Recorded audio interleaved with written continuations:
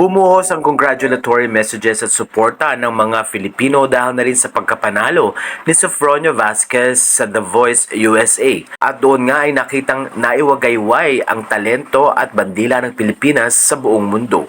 Sa kwento ng kanyang ina na si Mrs. Aida Vasquez, marami ang natuwa sa mga revelasyon nito. Ayon sa kanya, napakabait ng coach ni Sofronio na si Michael Bublé. Hindi lang damit ang itinuturo ni Michael na isuot para kay Sofronio, pati na rin ang design ng stage na kung saan nga ay babagay sa kakantahin nito. Kaya naman ayon sa mga fans, deserve ni Sofronio ang pagiging winner nito dahil nakakitaan siya ng hindi lamang kahusayan pagdating sa pagkanta kundi na rin sa kababaan ng loob. At makikita rin ang kanyang tagumpay na ibinahagi sa mga kababayang Pilipino at Filipino-American na talaga namang sumuporta at bumoto sa kanya. Ayon na rin sa interview ng Vogue sa nasabing singer, ang pangalang Sofronio ay galing sa Greek word na Sophron na ang ibig sabihin ay self-control. Lumaki si Sofronio sa Misamis Occidental. Ito ay part ng Northern Mindanao sa Pilipinas na kung saan ay doon siya natuto ng napakaraming bagay at tungkol nga sa kanilang buhay. Ayon sa kanya, ang bahay nila noon ay muntik nang mademolish.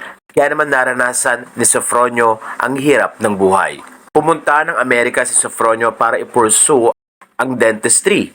Pero ang kanyang pagkahilig at pagmamahal sa musika ang nagtulak sa kanya para sumali sa The Voice USA. Naikwento ni Sofronio na i-represent dapat niya ang Utica, New York, pero dahil na rin sa kagustuhan ni Michael Bublé na hindi New York ang i-represent ni Sofronio kundi ang Pilipinas, doon ay lalong humanga ang mga Filipino sa pagmamahal na ipinakita ni Michael Bublé, hindi lamang kay Sofronio kundi na rin sa buong bansa. Tumira man sa squatters area si Sofronio pero naging matindi ang pag-push ng kanyang ama na makapag-aral nga si Sofronio para na rin ito maging susi upang makaahon sila sa kahirapan. Habang nasa Amerika at nag-aaral nga ng dentistry ay nagtrabaho rin si Sofronio bilang dental assistant at doon na rin niya nakita ang opening or audition para sa The Voice USA. Doon na rin nakilala ni Sofronio ang kanyang coach na si Michael Bublé na ayon nga sa kanyang magulang ay parang kapatid ang turing kay Sofronio at talaga namang mapagmahal.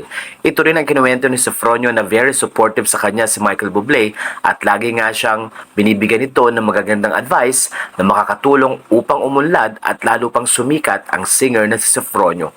Kaya naman mula dito sa Pinoy Showbiz Latest, we are very happy sa pagkapanalo mo sa The Voice USA.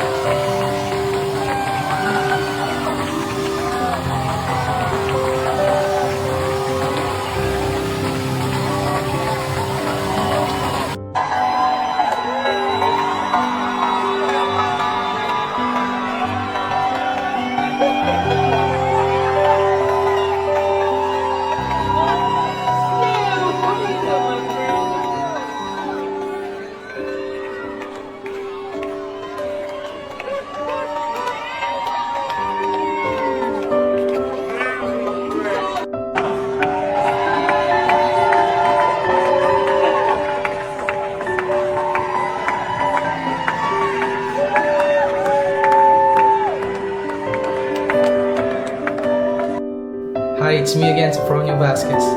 Congratulations to everyone who prayed, who supported, and of course who voted for me. We made it to the top 5. That means that I am going to the finale, which is next week. So December 9 and December 10 will be the most critical and most memorable moment of my life. Please guys, I hope you watch the show.